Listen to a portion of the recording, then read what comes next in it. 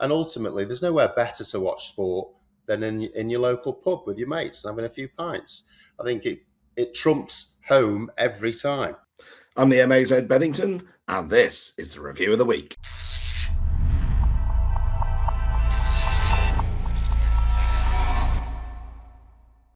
Hello and welcome to the MA's Review of the Week. I'm Ed Bedington, and with me today I have the fantastic Richard Colclough of Parogon Group. Good morning, Richard. Good morning, Ed. Thanks for inviting me on. Good stuff, sir. So how's trade at the moment? How's things holding up? Trade is really good. Covers are in slight growth at the minute, which we are very happy about in the current economic climate. So, we're really pleased with trade. Fantastic. So, what's been going on? What's caught your eye this week? Quite a bit going on that affects the sector, I think, in the news this week. The big news, I guess we should start with, is Andy Burnham winning the Makersfield by-election last night. That was the first obvious one, because I think potentially it could have a big impact, not just on the sector, but the country. It doesn't take a massive leap of faith to think there might be a leadership squabble coming in the near. What gives you that clue? So, I think Andy will definitely be challenging Keir in the near future, and we'll get some change for not just the sector, but the country.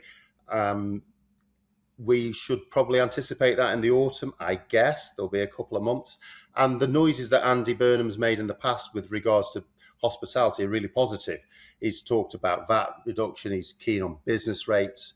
And I think he's more hospitality friendly than most of the Labour MPs. So that's really, really encouraging for the sector. And the new, the campaign, That's the Problem, that Tom Kerridge is backing, and all the hospitality bodies are getting behind. I think they are really hoping that Burnham will be receptive to that. So let's see, but I hope it will be really positive. Absolutely, yes, yeah. Fingers crossed for some positive change for the sector. What else has been going on? There's a community right to buy fund, I believe, has been in the news. Yeah, I saw that. Steve Reed, the community secretary, announced a £61 million fund that would be available for communities to purchase assets, including pubs that were at threat of closure, which I thought, it's great. It's great news again for those villages probably that are going to be affected and might be losing the hub of their little village. It's a shame that it's necessary, because I think if they actually address the fundamentals of why those centres and hubs for communities are under threat, that might be more helpful. But to get 61 million quid dedicated to it, at least they are showing that they are a value to those communities, and there's a realisation that if they did get the fundamentals right, perhaps hospitality could be driving that youth employment that they talk about really a lot stronger than it is at the minute. But I thought, another positive for the sector. And of course, we've had the football result that we were hoping for. I mean, how was that for you? Personally, really good. I think Thomas Tuchel has taken a leaf out of our book and started to put aces in places. Generally, we like to put the potwash on the potwash and the host on the host station. And successive England managers have thought otherwise and have played people out of position. And I thought going out, play like a Premier League team and go and do your stuff in the second half was really encouraging. The news reported 300% increase in pub bookings for that opening game. Personally, we got a site at the Blockhouse, which is our only site with TVs, and that did 165% increase on last year. So we were pretty happy with that.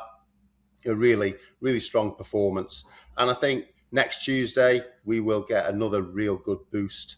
It's great for the country, though. I think one of the nice things about when England plays well is that it gives everybody that little bit of a mood boost, and people are a bit more positive, and it gives us something to get behind. So hopefully that will encourage people to come out into the pubs and venues that are showing the sport. And ultimately, there's nowhere better to watch sport than in your local pub with your mates and having a few pints. I think it trumps home every time. So fingers crossed that we progress in the tournament, and it's a really strong boost for the sector. But Richard, brilliant. Thanks very much for your thoughts there. Hopefully we'll catch up with you soon. Well, there you go. Fingers crossed that England do well in the World Cup tournament. It's going to be great news for pubs and some positives there generally. So keep on training, keep on pulling those pints. We'll be back in a week's time.